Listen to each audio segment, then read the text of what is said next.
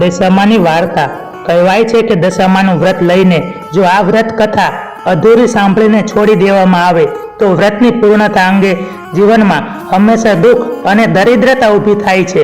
દુઃખોનો પાર રહેતો નથી, કારણ કે દશામાની કૃપા અને કોપ બંને અસર કરે છે. આ કથાને અંત સુધી સાંભળજો, કારણ કે એક રાજાએ દશામાનું અપમાન કર્યું હતું. ત્યાર પછી તેના રાજમહેલમાં જે વિનાશ સર્જાયો એ સાંભળીને તમારા પણ રૂવાડા ઊભા થઈ જશે. એક સુવર્ણ નગરીનો રાજા અભિમાનમાં, હું દશામાનું વ્રત કરું? આપણે ધન દોલત નોકર ચાકર બધું છે, આ વ્રત ગરીબ ગુરખા માટે છે ના. રાજાના આવા વચનોથી રાણી રીસાયા, ખાધા પીધા વિના સૂઈ ગયા. રાત્રે દશામાં આવ્યા અને આખાય રાજમાં ફરી વળ્યા. સવાર થયું, રાજ્યમાં અવ્યવસ્થા ઊભી થઈ, અંધાધૂંધી થવા લાગી. રાજ્ય ભંડારમાંથી પૈસો ચાલ્યો ગયો. કોઠાર જોવા જાય તો ખાલી ખમ, અન્નનો એક દાણો પણ ન મળે. ગામની પ્રજા આવી રાજા પાસે આવી અને કહેવા લાગી, રાજા રાણી, તમે પહેરે લુગડે બહાર નીકળી જાઓ. તમે અહીંથી ચાલ્યા જાઓ. અહીંથી જતા રહો. રાજા રાણી તથા બંને કુંવર પહેરેલ લુગડે ચાલી નીકળ્યા. ગામને પાદરમાં ફૂલવાડીમાં જઈ બેઠા. ત્યાં તો ફૂલવાડી બળીને ભસ્મ થઈ ગઈ. રાણી કહે, આપણી કઠણ દશા બેઠી છે, આપણે અહીં રહેવામાં સાર નથી. રાજની પ્રજા દુઃખી થશે, એ કરતા આપણે અહીંથી ચાલ્યા જઈએ. રાજા રાણી આગળ ચાલ્યા. રસ્તામાં કુંવરો ભૂખ્યા થયા. થોડી વારે રાણીની સહેલીનું ઘર આવ્યું. રાણી કહે, બહેન, બટકું રોટલો આપો. જા રાંડ ભિખારણ, રોટલો કેવો અને વાત કેવી. મારા રાજ્યમાં આવી ભીખ માગતા શરમ નથી આવતી? આમ કહી બહેનપણીએ તેને ધૂતકારી. રાજા રાણી તો આગળ ચાલ્યા. કુંવરને તરસ લાગી, એટલામાં એક વાવ આવી. માં, મને બહુ તરસ લાગી છે. ચાલો બેટા, આપણે પેલા કૂવા પાસે જઈએ, ત્યાં આપણને પાણી મળશે. રાણી કુંવરને લઈ અને પાણી પીવરાવવા વાવમાં જાય છે. ત્યાં તો બંને કુંવરને દશામાએ વાવમાં ખેંચી લીધા. રાણી રોતી કકળતી રાજા પાસે આવી અને કલ્પાંત કરતી કહે, બંને દીકરા વાવમાં પડી ગયા. રાજા કહે, કલ્પાંત કરશો નહીં, જેના હતા તેના તેણે લઈ લીધા. ત્યાંથી રાજા રાણી આગળ ચાલ્યા. માર્ગમાં રાજાની બહેનનું ઘર આવ્યું. રાજા કહે, બહેનને મળ્યા વગર જવાય નહીં. એક પખાલી સાથે સંદેશો મોકલો કે તમારા ભાઈ ભોજાઈ મળવા આવ્યા છે. બહેન કહે, મારા ભાઈ ભોજાઈ આમ ઘોડા પાલખી વગર આવે નહીં. પણ સમજુ બહેને મનમાં વિચાર્યું કે ભાઈની દશા કઠણ હોય તો કદાચ આવ્યા પણ હોય. એમ વિચારી બહેને સુખડી બનાવી અને સાવ સોનાનું સાંકળું લઈ માટલામાં નાખી અને મોકલાવ્યું.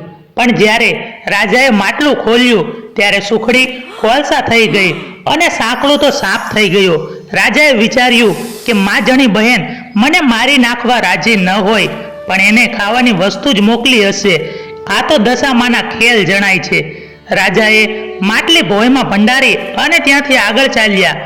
માર્ગમાં મોટી નદી આવી. નદીના પટમાં ચીભડાના વાડા હતા. રાણીએ કહ્યું, ભાઈ ખેડૂત, અમને ભૂખ લાગી છે, એક ચીભડું આપો તો સારું. ખેડૂતે ચીભડું આપ્યું, પણ દિવસ આથમી ગયો હતો અને સૂર્યાસ્ત પછી ખાવું નહીં એવું રાજાનું નિયમ હતું. તેથી ચીભડું પડખે મૂકી અને સૂઈ ગયા. એવામાં એ રાજ્યના રાજાનો કુંવર રીસાઈને સાનો માનો મોસાળમાં નાસી ગયો હતો. તેથી રાજાના સૈનિકો કુંવરને શોધવા માટે નીકળ્યા હતા. તે ફરતા ફરતા રાજા રાણી જ્યાં સૂતા હતા ત્યાં આવી ચડ્યા. પેલું ચીભડું અચાનક કુંવરનું માથું થઈ ગયું. તે પેલા સૈનિકોએ જોયું. તેથી સૈનિકોએ રાજા રાણીને મારી પકડી લીધા અને પોતાના રાજા પાસે લઈ ગયા. પેલા રાજાએ તેમણે કેદમાં પૂર્યા. રાજા રાણીને જુદી જુદી ઓરડીમાં પૂર્યા. રાજા તો વિચાર કરે છે, 12 મહિનાથી કઠણ દશાના ફળ ભોગવી રહ્યો છું. આ દશામાંના જ ખેલ છે. રાણી ઓરડીમાં એકલી રોતી બેઠી હતી. તેણે વિચાર્યું, રાજાએ દશામાનું અપમાન કર્યું છે, તેથી આ બધા દુઃખ પડે છે. 12 મહિના પૂરા થયા. દિવાસાનો દિવસ આવ્યો. શ્રાવણ મહિનો આવ્યો. રાણીએ દશામાનું વ્રત લીધું. દશામાના નકોરડા ઉપવાસ કર્યા. 11મા દિવસે એક ભલા સૈનિકને રાણી કહે, ભાઈ, દશામાને રીઝવવા મેં વ્રત કર્યું છે, તું મને મદદ કર. દશામાં તારું પણ સારું કરશે. 10 મુઠ્ઠી ઘઉં લાવી દે ને લચકોક માટી આપ. એક ગોળનું દડબું આપ. માટીની સાંઢળી બનાવી દશામાની સ્તુતિ કરી અને રાણી કરગરવા લાગી. હે દશામાં, અમે પામર જીવ, અમારી ઉપર દયા કરો માં, એમ કહી મનોમન ભક્તિ કરી. પછી પતિને જમાડ્યો અને પોતે પારણા કર્યા. રાત્રે સાંઢળીને ઘરમાં રાખી સવારે પેલા ભલા સૈનિકને આપી અને જળમાં પધરાવવા કહ્યું. સૈનિકે નદીમાં જઈ અને સાંઢળી જળમાં પધરાવી. એ રાત્રે ગામના રાજાને સ્વપ્નમાં દશામાં આવ્યા અને જણાવ્યું કે તારો દીકરો રિસાઈ અને મોસાળમાં ચાલ્યો ગયો છે. તે વગર વાંકે રાજા રાણીને જેલમાં પૂર્યા છે. તેમને છોડી મૂકજે. સવારમાં તારો કુંવર મોસાળથી ઘરે આવશે.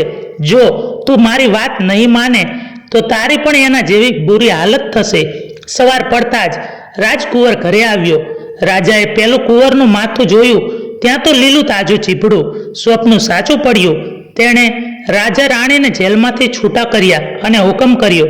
રાજા રાણીને સારા કપડાં પહેરાવી રજા આપતા ગામનો રાજા કહે, તમો અમારા ગુનામાં નહોતા, પણ દેવના કોપે તમારી આ દશા થયેલ છે. આમ કહી વિદાય કરી. રાજા રાણી સમજ્યા કે હવે દશા વળતી લાગે છે, માટે ચાલો હવે પાછા જઈએ. રાજા રાણી બહેનને ગામ આવ્યા. રાજાએ વિચાર્યું, માજણી બહેન મારવા રાજી ન હોય, માટલી કાઢી જોતા જઈએ.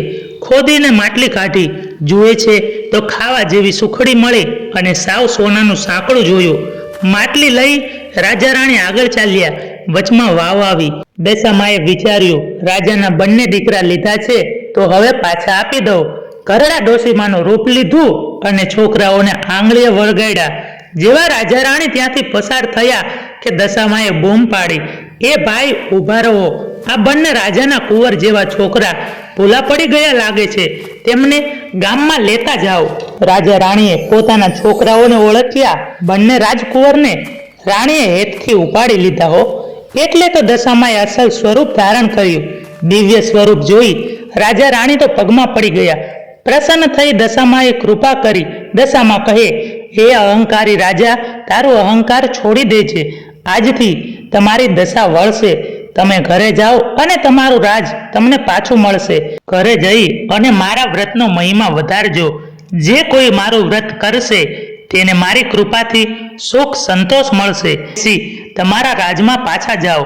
તમારી સમૃદ્ધિ હવેથી વધશે. એટલું કહી દશામાં અદ્રશ્ય થઈ ગયા. રથમાં બેસી રાજા રાણી કુંવરને લઈ અને આગળ ચાલ્યા. માર્ગમાં બહેનપણીનું ગામ આવ્યું.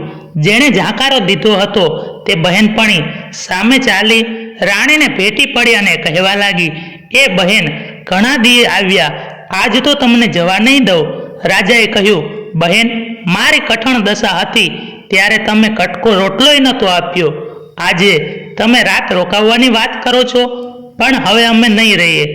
એટલું કહી રાજા રાણી ચાલી નીકળ્યા.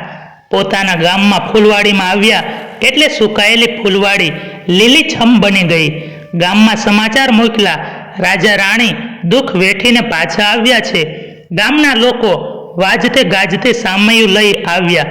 રાજા રાણીને વધાવ્યા અને મહેલમાં લઈ ગયા. આખા રાજની દશા વળતી થઈ. સૂર્યના તેજ પેઠે રાજાની કીર્તિ વધવા લાગી. પ્રજામાં આનંદનો પાર ન રહ્યો. રાજા રાણીને દશામાના વ્રતનો મહિમા વધાર્યો.